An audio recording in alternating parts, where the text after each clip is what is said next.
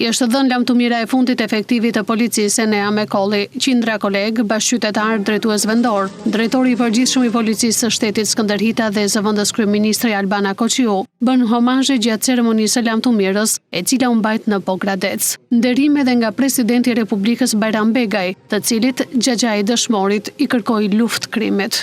Je i fundi krimit se po na vjen ditë, na mbylli derë. Po se dini kriminalët si vrasin këto 3 herë, 4 herë tentativë për ta shumë. Të merrni masa se po na i vrisin rinin. Ngushëllime të gjithëve se në fakt në këtë ditë është një reflektim për gjithë shoqërinë për të garantuar akoma më shumë përgjegjësi dhe për të reflektuar akoma më shumë kur vjen puna tek sjellja qytetare dhe patjetër pastaj edhe tek përgjegjësia përpara ligjit. Ditë shumë e trisht, jo vetëm për qarkun e Korçës, por është ditë zije për gjithë Republikën e Shqipërisë.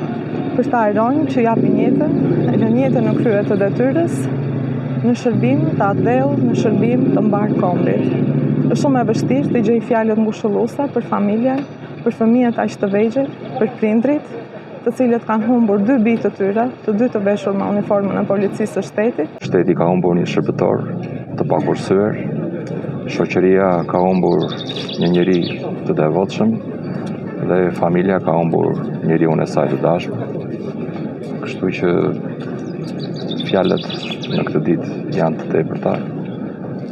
Unë juve thirrje të gjithë organeve përmirësuese për vendosjen e drejtësisë në vend në lidhje me këtë rast. 34 vjeçari Enea Mekolli mbeti i vrarë gjatë një operacioni policor në zonën e Lozhanit në Maliq për arrestimin e të shumë kërkuarit Violant Braçellari. Gjatë rrethimit të stanit ku dyshoi se fshihet 43 vjeçari, policia i bëri thirrje të dorëzohej, por ai hapi zjarr ndaj efektive duke vrarë Mekollin dhe plagosur një tjetër punonjës policie, 36 vjeçarin Edison Adri. Mekolli u shpall dëshmorja dhe pasërënies së tij në krye të detyrës. Ai la pas gruan dhe një djalë të mitur.